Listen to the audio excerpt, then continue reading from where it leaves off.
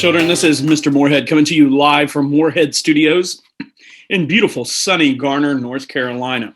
Now, for today, you can see that I have the daily questions up there. You might want to pause the video, answer those daily questions for me.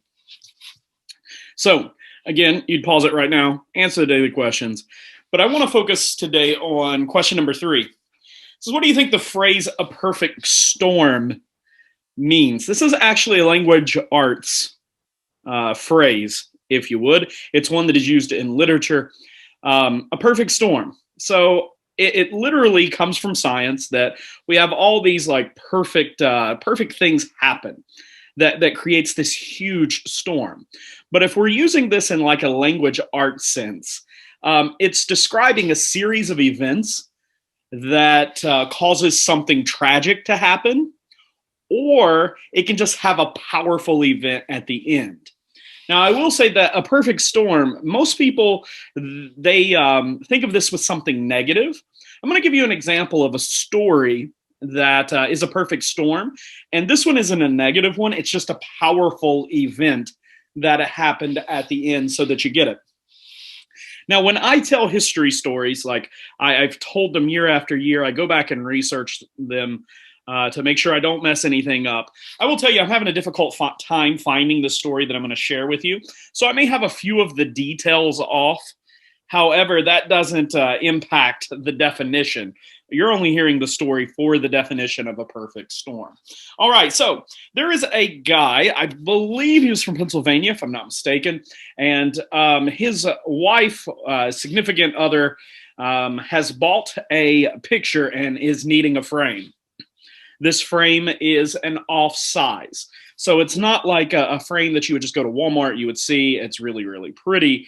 It's nice, it's new, and you just buy it, and then your picture automatically fits that. Your painting automatically fits that. Again, this is an odd size. So he is going to have to do something that, if you're ever familiar with paintings or pictures and you have an odd size, sometimes you're able to find frames for these at flea markets. It's very common to find a frame at a flea market. But before he does that, he's going to try the local store. So he goes to some place like Michael's, and Michael's doesn't have one that's this size. Again, it's an odd size. He looks at having one made, and that's very, very expensive. So we've already had, it's an odd size. There's none at like these Michael picture frame type places. To have one custom made is very, very expensive. So now, again, he's going to try this flea market to see if, hey, there's a bunch of frames there. Maybe just by chance we have one that several years ago, it wasn't an odd size, and we'll be able to use that. So goes to the flea market, and he goes to the flea market on the last day of the flea market, okay? Most flea markets go, you think of the fairgrounds, they go 2 days. He goes on the last day. He skipped that first day, so he goes to the last day. He's running a little bit late. Several of the vendors are starting to pack up, and he makes it to a vendor who is selling picture frames, and the vendor has already put several of these on the truck because they're loading up to go home, and he sees one that's like really ornately carved. It's very, very pretty, and it probably would fit. It's no guarantee. Would probably fit, and he goes ahead and buys this picture frame. All right. So he gets it home, and it's already got a picture in it. So he's got to punch that picture out. Okay. So as he is punching the picture out, the frame breaks. All right. Picture breaks, frame breaks. So now it's not even going to fit the one that he wants, or the picture that he's trying to frame. But frame breaks, and he notices that there's a piece of paper that's kind of stuck in between the frame and this painting. And he pulls it out, and it looks almost new. And it turns out to be a copy of the Declaration of Independence. All right. And he keeps this for a while. He shows it to a friend, and the friend says, you know, you need to get that appraised. He gets it checked out. And it turns out, this will sound strange, that it's one of the original copies. So they wrote the Declaration of Independence, but then they made copies of it. And to this day, I believe there's like 25 26 of those in existence, somewhere around those, and his is near perfect. It's almost perfectly preserved to the point that you didn't even know it was old. Okay, so he is going to end up selling this. I think the picture frame cost him $4. By the time this is said and done, I believe this copy of the Declaration of Independence sells for like 2.4 million. And I think this exact one has actually sold one time since then. So what I just described to you is a perfect storm. I want you to think about this. If I just removed one event, okay, if I removed one event from that scenario, that story doesn't happen. I'm going to say it again. If I take out just one thing, story doesn't happen. So remember, this guy is trying to match up a frame to something. If he didn't have that original picture, story doesn't happen. All right? If what he was trying to find a frame for was a normal size, story doesn't happen. If he gets to Michael's and then somehow found a frame for it, story doesn't happen. If he would have had a frame built and the frame being built wasn't too expensive, story doesn't happen. If he goes to the flea market on Saturday, that's one thing I kind of forgot to mention, that vendor that was selling stuff wasn't there on Saturday, story doesn't happen. Remember, he's running a little bit late. If he is just slightly later, story doesn't happen. Remember, I told you that vendor had already put some of the things up because he's leaving. If he puts that one picture frame up, our guy doesn't see it, story doesn't happen. As he is buying the picture frame, he gets home. If it doesn't break as he's taking the picture out, story doesn't happen. And if he didn't have his friend look at that document and say, hey, you need to get that appraised, again, story doesn't happen. So when we think of a perfect storm, we think of a series of events that leads up to one big event. Now, again, the second language arts definition of that is a series of events that leads up to something very negative. And what we are going to be talking about today is the French Revolution. Okay, we got the American Revolution. Now we are on to the French. And the French Revolution is really a perfect storm. It's a series of events that if I could just take one of them out, French Revolution probably doesn't happen. It's truly a perfect storm. And instead of being this kind of cool, amazing event, it's a negative event depending on how you look at it, you end up with a lot of people dead out of this. Now, in America, we associate like the American Revolution, wow, great, good. But if you look at most revolutions in the world, things end up worse than before they started. All right? Things end up being far worse. I can give you several. Most recently, there is something called the Arab Spring. It's a revolution that happened in Middle Eastern and North African countries. And it started out and ended with ISIS, the terrorist group that took over part of the Middle East, killed tons and tons of people. Like, it started out like a revolution against governments, and you ended up with this group of people that is far worse than what people were originally fighting against. You can take revolutions all over the planet and see that, from China all the way to the Russian Revolution. So this is going to be one of those examples. It's not all roses and sunshine like the American Revolution. All right, so we're going to look at the events that formed this perfect storm that give us the French Revolution. Okay, so we see French Revolution, perfect storm up there. Here's event number one, the 7 Years' War. We get to hear that again. Remember, the 7 Years' War left France virtually broke. Not only were they broke, they lost land that was useful to them. Now, remember that land became expensive for the British to maintain. The French were already there. It wouldn't have been expensive for the French to maintain. They're not setting anything up new. It did make them some money. So the 7 Years' War, France loses a ton of land and income, and they're broke. If the 7 Years' War doesn't happen, guys, the perfect storm of the French Revolution doesn't happen. Event number two.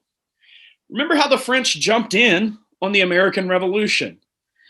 They virtually got nothing for this. Like, they didn't get new land. Might got a little bit of a trade partner, but they didn't get any money out of it. So they did this just out of either their kindness of their hearts or their spite for the British. So they're already broke, and they have jumped into yet another war, which was very costly to them. If the American Revolution doesn't happen, the French Revolution very well may not have happened. So we've got our two events that are creating this perfect storm. You can kind of think of a hurricane or like a tornado. It's starting to wind up. So event number one, 7 Years' War. Event number two, American Revolution. Event number three, the French, for a couple of hundred years, I shouldn't say a couple of hundred years, for about 100 years, have been horrible at managing money. We got to go back to Louis. Remember Louisiana? That's named after Louis XIV. We have Louisville, St. Louis, Louisburg. Several of these places are either named after Louis XIV or his ancestors. But remember, Louis sells nobility. Now, the advantage of selling nobility, these people paid a bunch of money to become a noble. So they're like a lord or a baron or something of that, the French version of it. But remember, you have two types of nobles. You have the sword, which is inherited. These people, their family were nobles. The robe are the ones that bought this. Now, remember, the advantage to being a noble is you didn't have to pay taxes. So you had a lot of people who were wealthy. They paid for this nobility, and now they don't have to pay taxes. Not only do they not pay taxes, their kids don't pay taxes. Now, what I'm going to say is probably not highly, like people don't think of this, but it's the truth. You can research it on your own. Within our system in the United States, the richest people pay the most taxes. For example, there is one person in Johnson County. It won't name names, but I can promise you they have paid more tax than every other single teacher combined. So if you took all 5,000 teachers in Johnson County, put all their tax money together, that one person has outpaid them because that person probably makes more money or has more wealth each year, appreciating assets, something that they're doing to get money, and they're paying more taxes. The same way that the richest man in America probably pays extensively more tax than I would ever pay. That's how most tax systems are set up. But here, you tend to have the wealthiest people in the country aren't paying anything. So the only people left to tax are oftentimes poor. So they don't have that much to begin with. And now they're paying large amount of taxes that far exceed what people with greater incomes would pay.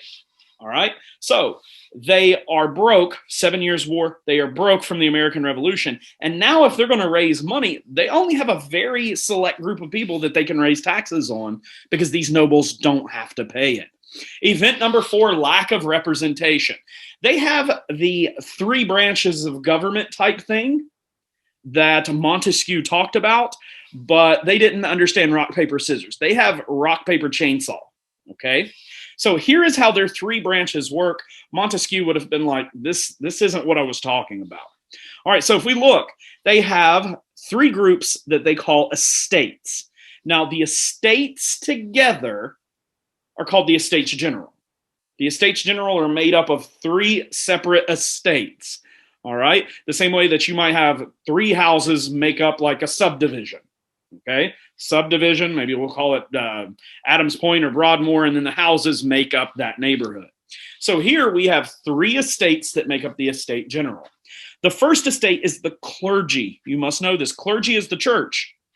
Second estate is the nobility. And then the third estate is everyone else. Now, a lot of people confuse the third estate with poverty. All right? Poor people would have been in the third estate, but there are people in the third estate that are also wealthy. This is literally everybody else. So you've got the completely impoverished too. You might have somebody that's wealthy that's just not a noble or like a priest. So they are the third estate. Now, here is what the two can do. The two can overrule the third one. Now, the first two only make up about 2% of the population. Some books say 3, it doesn't matter. 2, 3, it's so close. But those can outrule the third one. The third one is made up of 98% of the people. That doesn't make sense. So if we were in the classroom and I said, all right, who wants to go outside or who wants to stay in and watch YouTube? And 2 people raise their hand for outside, and then 98% of the class said, hey, let's stay inside. And I'm all right, those two win. You'd be like, what just happened? So this is one of the events that create the perfect storm. They've got this weird representation to where people, even if they have some sort of say and some kind of vote, they always get overruled by the 2%, all right? The first and second estate. So that is event number 4 of our perfect storm. And our event number 5, there ends up being a famine. Now, if you don't know what a famine is where people are not, they're not eating because there's a lack of food. So it could have been a weather phenomena. It could have just been a bad season. But we have France broke from the American Revolution, the French and Indian War. We have this weird tax system. And then we have this lack of representation. All right. And then the final one is that people are losing jobs. They're being taxed heavily. And guys, there's no food. Like, folks are starving. Now, when you combine these 5 events, it creates this perfect storm. And you're going to end up with an outright rebellion against the French government that will become known as the French Revolution. So again, for today, we were learning what is a perfect storm. It's a series of events that leads to this big major event.